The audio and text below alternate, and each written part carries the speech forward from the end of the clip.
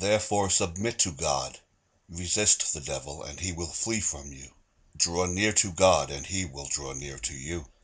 Cleanse your hands, you sinners, and purify your hearts, you double-minded. James 4, 7-8. We are taught to submit ourselves entirely to God. Submit yourselves, therefore, to God. Resist the devil, and he will flee from you. Verse 7. Christians should forsake the friendship of the world, and watch against that envy and pride which they see prevailing in natural men, and should by grace learn to glory in their submissions to God. Quote, submit yourselves to him as subjects to their prince, in duty, as one friend to another, in love and interest.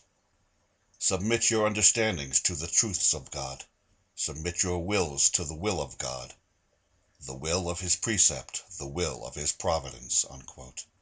We are subjects, and as such must be submissive, not only through fear, but through love, not only for wrath, but also for conscience' sake. Submit yourselves to God, as considering how many ways you are bound to this, and as considering what advantage you will gain by it. For God will not hurt you by his dominion over you, but will do you good. Unquote.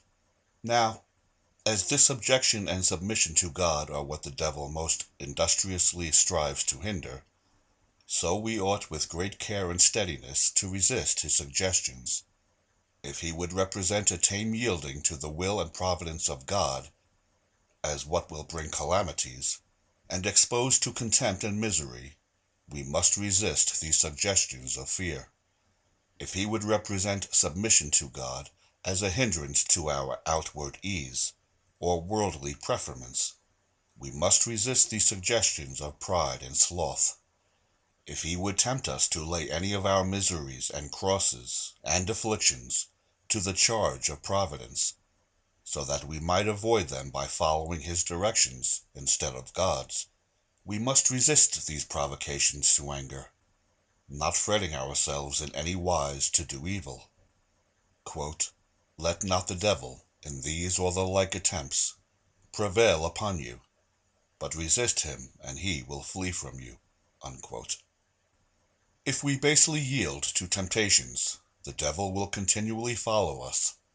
But if we put on the whole armor of God, and stand it out against him, he will be gone from us. Resolution shuts and bolts the door against temptation. We are directed how to act towards God, in our becoming submissive to him. Verses 8-10. 1. Draw nigh to God. The heart that has rebelled must be brought to the foot of God.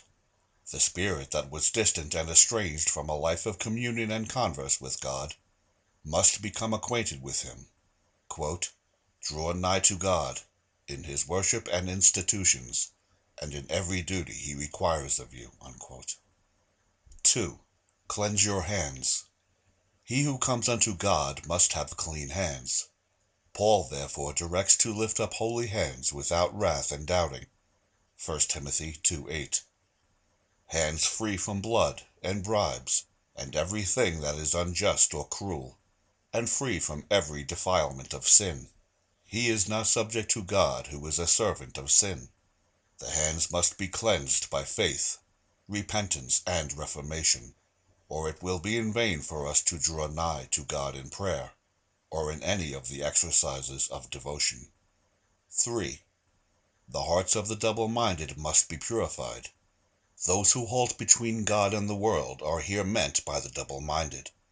To purify the heart is to be sincere, and to act upon this single aim and principle, rather to please God than to seek after anything in this world. Hypocrisy is hard impurity, but those who submit themselves to God aright will purify their hearts as well as cleanse their hands. 4. Be afflicted and mourn and weep. Quote, what afflictions God sends, take them as he would have you, and be duly sensible of them. Be afflicted when afflictions are sent upon you, and do not despise them, or be afflicted in your sympathies with those who are so, and in laying to heart the calamities of the Church of God. Mourn and weep for your own sins, and the sins of others. Times of contention and division are times to mourn in, and the sins that occasion wars and fightings should be mourned for. Let your laughter be turned to mourning, and your joy to heaviness." Unquote. This may be taken either as a prediction of sorrow, or a prescription of seriousness. Let men think to set grief at defiance, yet God can bring it upon them. None laugh so heartily, but he can turn their laughter into mourning. And this the unconcerned Christians James wrote to are threatened, should be their case. They are therefore directed, before things come to the worst, to lay aside their vain mirth and their sensual pleasures, that they might indulge godly sorrow and penitential tears. 5. Humble yourselves in the sight of the Lord. Humility of spirit is here required, as in the sight of him who looks principally at the spirits of men. Let there be a thorough humiliation in bewailing everything that is evil. Let there be great humility in doing that which is good. Humble yourselves.